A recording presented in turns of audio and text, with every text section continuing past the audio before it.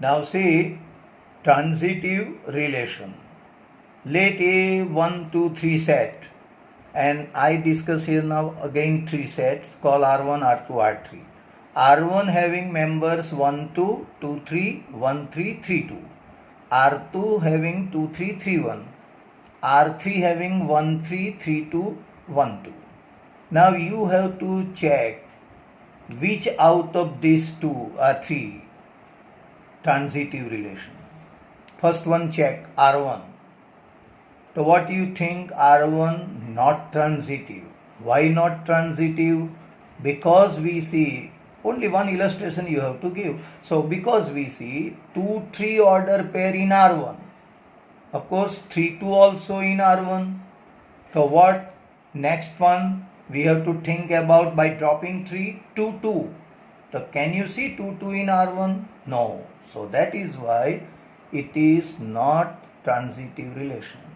Again I repeat, you check order pair 2, 3 present in R1, order pair 3, 2 present in R1. But can you see 2, 2 order pair in R1? No. And that is why 2, 2 not belongs to R1. So it is not transitive. What about second?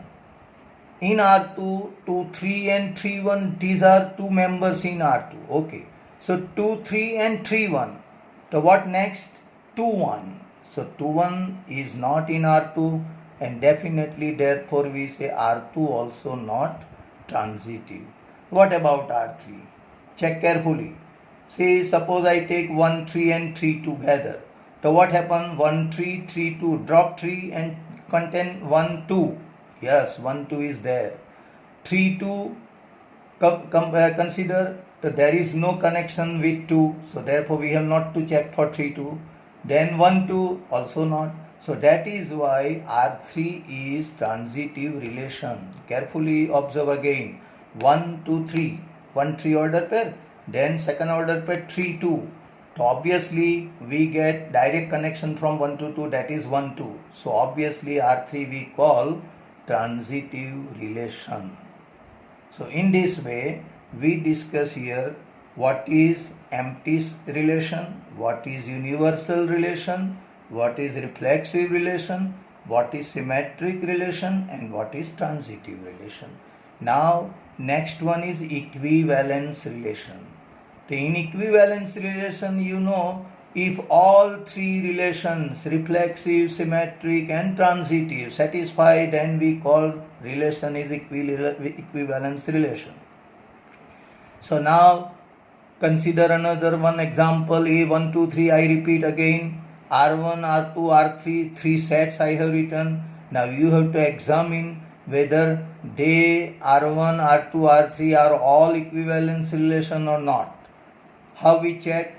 By checking whether relation R1 is reflexive or not, symmetric or not, transitive or not. If all 3 satisfy, then we say it is equivalence relation. So look at R1 set 1, 1, 2, 2, 3, 3, 1, 3, 3, 1. Now check it. 1, 1, 2, 2, 3, 3 there, therefore it must be reflexive, right? Okay, now you check 1, 1 order pair reverse is also 1, 1, 2, 2 order pair reverse is 2, 2, 3, 3 order pairs reverse is 3, 3, 1, 3 order pairs if you say reverse 1 is 3, 1 also there, 3, 1's reverse is 1, 3 also there. So definitely R1 is symmetric. And now come to the point, next one is what? To check transitive. Be careful for transitive. Sometimes we find it is transitive, sometimes not. So check carefully. Again I say, look at 1, 1 is there. Now what next? 1, 3 is there. So by 1, 1 and 1, 3 you have connection 1, 3. So 1, 3 itself is there. Therefore no problem for that.